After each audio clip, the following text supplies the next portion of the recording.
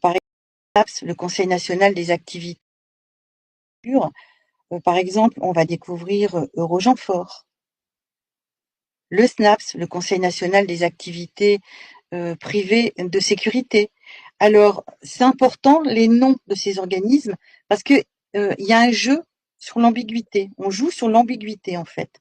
Par exemple, lorsqu'on parle de Rogenfort, tout à l'heure vous avez présenté Rogenfort comme la force de gendarmerie de l'Union européenne. Sauf que ça n'a rien à voir avec l'Union européenne. Mm. Donc c'est là l'ambiguïté. Eurogenfort, d'ailleurs, j'ai transmis le document qui pourra être présenté. Dans le rapport du Sénat, Eurogenfort a pour origine les armées secrètes de l'OTAN, Gladio. Et donc, il arrive à un moment donné où ces armées ne parviennent plus à se faire financer au niveau privé. Et donc, Alliomari va intégrer Eurogenfort dans les comptes de l'État. Eurogenfort est mis en place par la France, mais en collaboration avec l'Italie, l'Espagne, le Portugal et les Pays-Bas. Le siège se trouve en Italie, les locaux sont gracieusement prêtés par l'Italie, et la langue officielle, eh bien, c'est l'anglais. Alors, ce qui est important aussi de noter, c'est que cette armée, eh bien, a l'immunité. Alors, qui a donné l'immunité à cette armée? Ben, bonne question. Et donc, ça, c'est les critères d'Eurogenfort. Et Eurogenfort est dirigé par un conseil de ministres interministériels qu'on appelle le CIMA. Alors, ils ont aussi la possibilité d'intervenir dans tous les pays sans demander l'autorisation à l'État concerné. Alors, pour financer cette armée, eh bien, c'est là que le gouvernement français va geler des lignes de budget auprès de la gendarmerie et de la police. Voilà. Donc, c'est pour ça que notre gendarmerie, notre police va se retrouver en difficulté parce que les budgets ils vont piquer dans les budgets du ministère de l'Intérieur et aussi des armées pour pouvoir financer cette armée parallèle, puisque c'est une armée parallèle. Avez-vous une idée du budget dont vous parlez, le budget français par exemple, pour Eurogenfort? Alors, je vous avoue que de tête, non, j'ai pas l'idée. Sachant que pour retrouver ça dans les comptes du ministère des Finances publiques, c'est très compliqué parce qu'en fait, ils jouent sur les intitulés des comptes. D'accord. Auparavant, on avait quelque part une espèce de comptabilité analytique. On pouvait définir qui revenait à quoi, tandis que là, on parle de défense. Alors, de défense, on y met tout et tout ce qu'on veut, quoi. Donc, c'est quelque peu compliqué. Et quelle est la mission officieuse alors de Rogenfort aujourd'hui, dit en quelques mots simples, facilement compréhensibles? Quel est leur terrain de jeu, si je puis dire? Alors, des terrains de jeu, ils en ont plusieurs.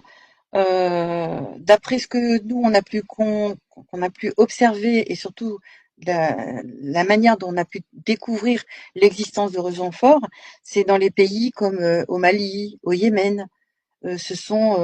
Donc ils interviennent de façon comment dire non en dehors du respect protocole en fait, et on les retrouve dans les liens avec les terroristes et compagnie, quoi. Donc, ce sont des personnes qui sont là pour mettre en difficulté la population et l'État qui est en place. Le président malien en parlait il y a quelques jours de ce que vous évoquez. Ce qui est quand même extraordinaire, c'est que l'ONU, comme le Conseil de sécurité, comme la Cour pénale internationale, aucun ne parle d'Eurogenfort, alors que si on prend les comptes rendus du ministère des Armées, par exemple les comptes rendus de Monsieur Le Drian à l'époque, il mentionne des guerres hybrides.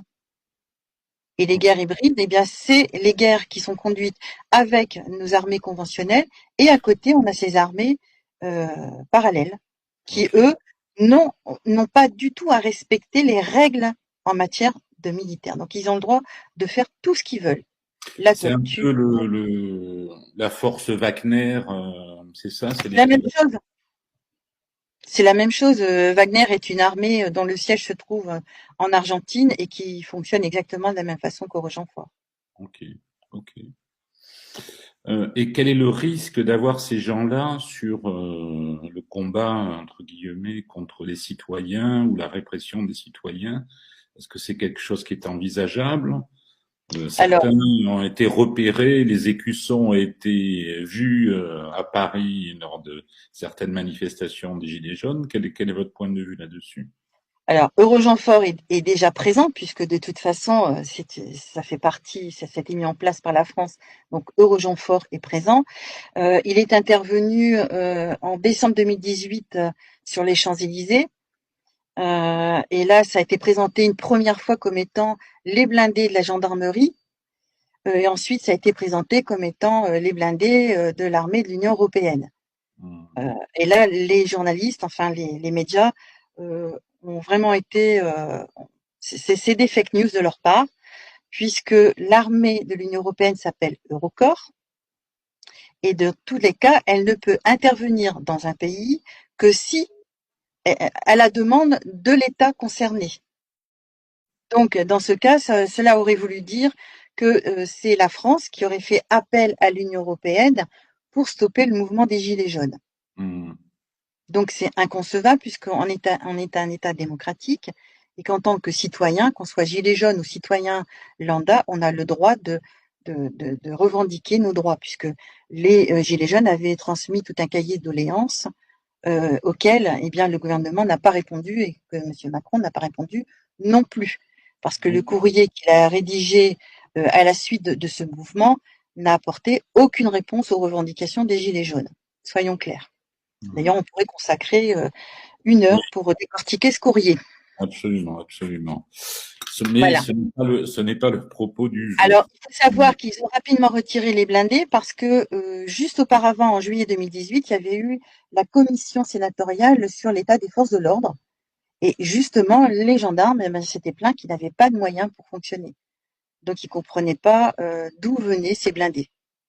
Parce Hmm. que la police et la gendarmerie, ils ne sont pas au courant des activités de Rochefort dans le pays.